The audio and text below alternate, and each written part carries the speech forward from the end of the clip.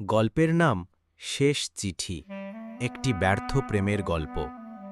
নিসর্গ আর তৃষা দুইজনেই বিশ্ববিদ্যালয়ের ইংরেজি বিভাগের ছাত্রছাত্রী।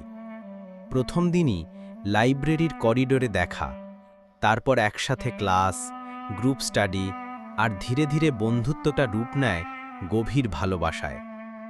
তৃষা ছিল স্বপ্নবাজ, আত্মবিশ্বাসী, আর নিসর্গ, সে একটু চুপচাপ, নিজের জগতে থাকা এক তরুণ।